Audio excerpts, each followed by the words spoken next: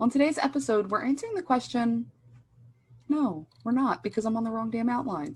The first step, surprisingly for somebody who doesn't like to plan, is like my favorite.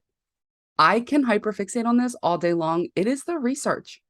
It is the understanding of what you're trying to accomplish and whether or not this particular show will help you do that.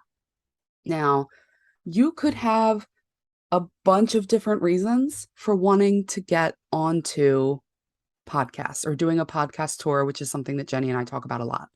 Yeah, and you can find out the information on the like on different episodes. We'll try Oh, and find yeah. them and stick them in in Yeah, the show we'll link notes. them in the show notes for sure. Yeah. You could have a bunch of different reasons, but is this show going to help you achieve those goals? You have to look at the audience, you have to look at the host, you have to look at the topics, like listening to a couple of episodes or an episode at least, Super key. checking out the social Super key. media, right? Yes. Like visiting the website. These are some really basic levels of research that people just don't do. No, they don't. No, they don't. So, and I mean, we are not here to chastise you on the way that you do things in your Right. business, but we will tell you that you'll have a better result if you take the time to try and figure out the right course of action versus just like, Mhm. I just want to be on everything in the willy-nilly approach. It doesn't, Absolutely. it doesn't work in the long run. You're right, it doesn't. And what the reason it doesn't work is not that you're not gonna get on podcasts. You absolutely will. You're just gonna spend more time, effort, and energy to get there. I know somebody that we've interviewed in our past would completely disagree with us, Mhm. and that's okay. I think you might know who I'm talking about. So there's a person that we interviewed not too long ago. They are a content machine. They also appear many places on many things, doing many topics. That is their content strategy. It is about proliferation and being everywhere. Totally get it.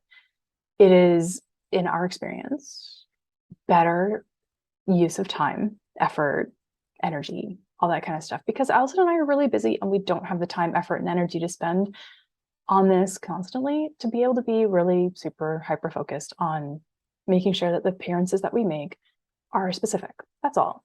So research is key. Allison can go down. I mean, honestly, I'm good at research. Allison's good at research, but she's the rabbit hole girl. And I love when she does the research. My brain just made a connection. I wanted to make a joke.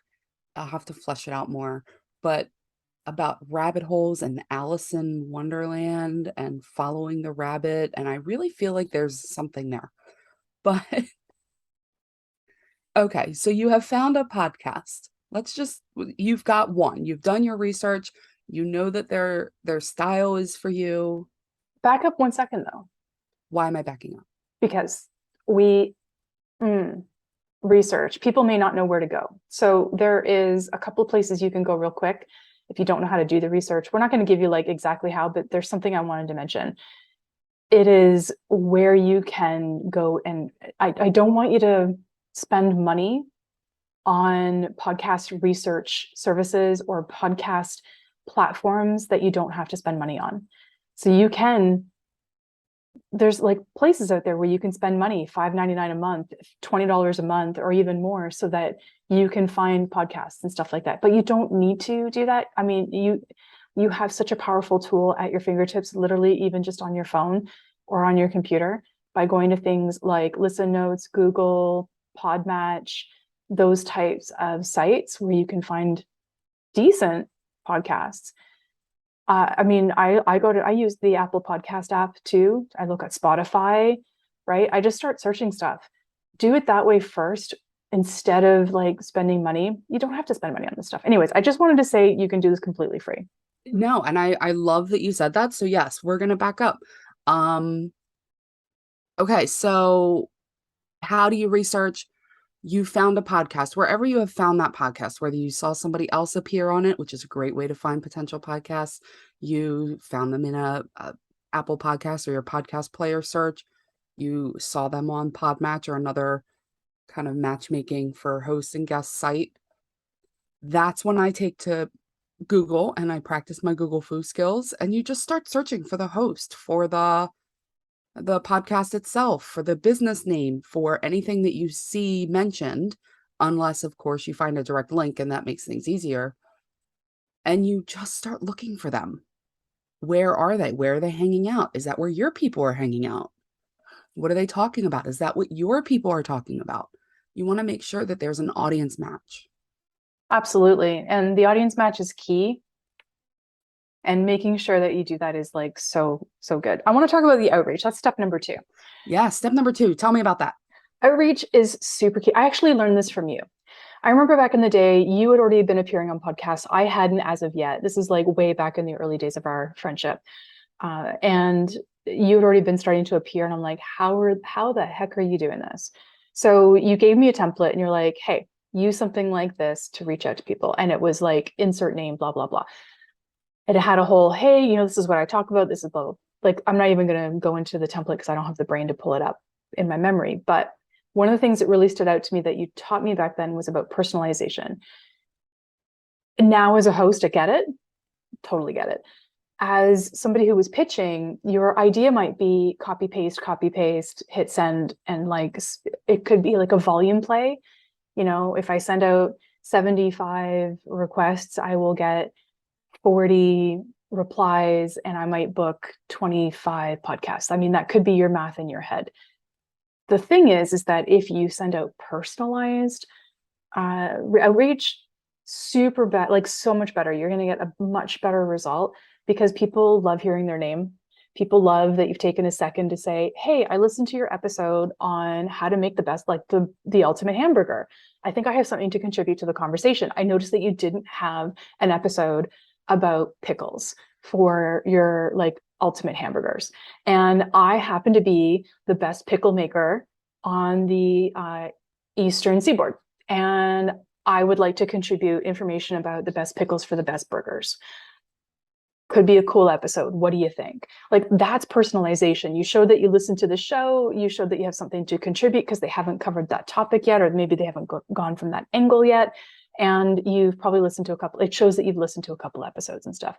That is going to get the host or the team, whoever's looking at these things, it's going to get their eyes so much quicker. And Allison was giggling at my hamburger like podcast idea, but I just love how when we come up with these examples, we try to come up with like the weirdest thing.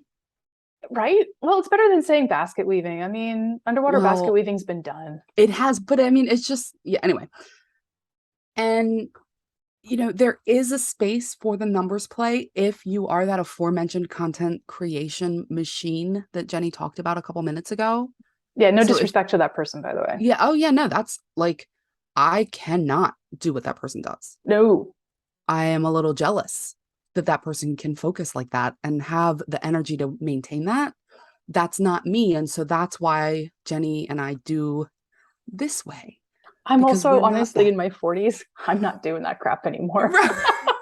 I don't have the time, energy, or the desire. I don't have Like the energy whatsoever. Right. in my 20s, maybe. In my No, 30s, possibly. My 40s, absolutely no. not. Not doing it. As someone in her 30s, not in my 20s, not in my 30s, definitely not in my 40s, don't even talk to me in my 50s. Like, no. Mm-mm.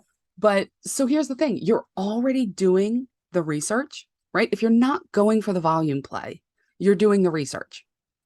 So you're already doing that. So the personalization is actually not that hard. It does not need to be, hey, I'm going to reference your life story in 35 points of a long form sales letter. It's, I'm going to start a relationship with you. I'm going to start, and that's actually our next point, but I'm going to start a connection with you. I'm going to be real. Hey, I am so excited about the ultimate hamburger. I did not know that information that you shared about grill temperatures, and it changed my cooking. Thank you. How about pickles? Right? Like, it's that kind of thing. But here's the thing. I said the same thing Jenny just said, but I said it Allison style. Yeah. You're not only personalizing it to them, you're giving them a bit of you, your personality. That's how you're going to begin to build that relationship, Mm-hmm. because Absolutely. that's where the value for your business can really take off. I'm just going to say that there are podcasts out there. There's a podcast called Hamburger. I was wondering if you were looking something up because you Yeah, weren't you know looking I at me was. as And I then was talking. there's another one called Hamburger Studio. I mean, honestly, there's one called A Hot Dog is a Sandwich. I mean, that's interesting. But I mean, if you search, I had to. We were talking about hamburgers now. So, okay, let's get back to it. Let's talk about relationships. What's that look like? Yeah.